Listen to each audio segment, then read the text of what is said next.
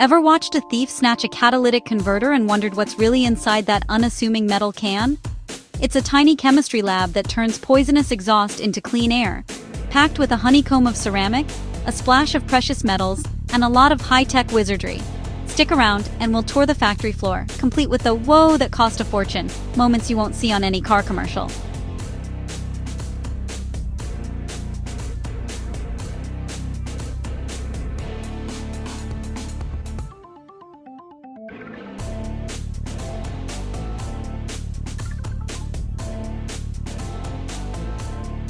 Material: cordierite, a magnesium aluminum silicate, chosen because it can survive 400 degrees Celsius without warping.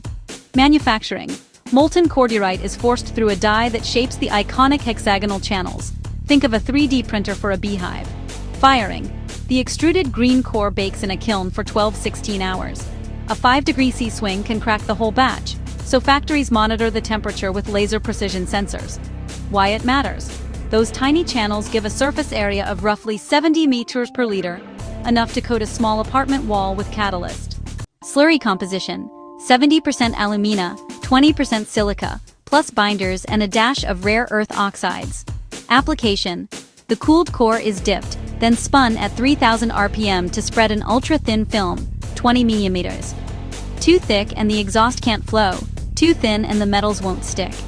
Drying: a low-temperature oven evaporates the water in seconds, leaving a porous scaffold that anchors the precious metals. About 0.5 G of platinum, 0.2 G of palladium, and 0.05 G of rhodium per converter, less than 1% of the weight, but about 90% of the cost. Why rhodium? It's the only metal that can efficiently reduce nitrogen oxides at low temperatures, essential for modern cold start emissions. The core is immersed in a solution of metal salts, then baked again at 500 degrees C. The heat reduces the salts, leaving nanoparticles of metal dispersed throughout the wash coat. Shell: 409 stainless steel, chosen for its heat resistance, up to 1200 C, and corrosion-proof properties. Sealing: the shell is crimped around the coated core and welded shut, then pressure tested for leaks. Thermal expansion buffer: a ceramic fiber mat, often called a mat mount, sits between core and shell, absorbing the 0.5% expansion difference when the converter heats from ambient to 800 C. Without it, the core would rattle and crack, exactly the nightmare thieves hope to avoid.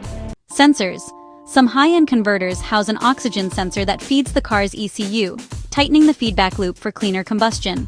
Split core designs: dual-channel cores improve flow and reduce back pressure, but they require laser-cut precision that adds a few extra minutes of inspection. Final test: a dynamometer runs the converter at full load while a gas analyzer checks CO, NOx, and HC levels. A single failed test means the whole batch is scrapped. Talk about high stakes. Modern lines can crank out 1,200 converters per hour, roughly one every 3 seconds. Because the precious metals are hidden inside a steel can, thieves often end up with a heavy, worthless hunk of metal, which is why you'll see catalytic converter stickers warning would-be crooks. One properly functioning converter can eliminate up to 90% of harmful emissions over its lifetime, equivalent to taking 30 cars off the road. Next time you hear that faint whoosh as you drive away, remember there's a tiny, high-tech furnace under your car, turning toxic gases into a breath of fresh air.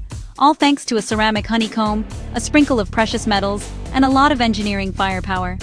Stay curious, stay clean, and we'll see you on the next factory tour. If you have any questions or comments, please leave them below. Your input matters.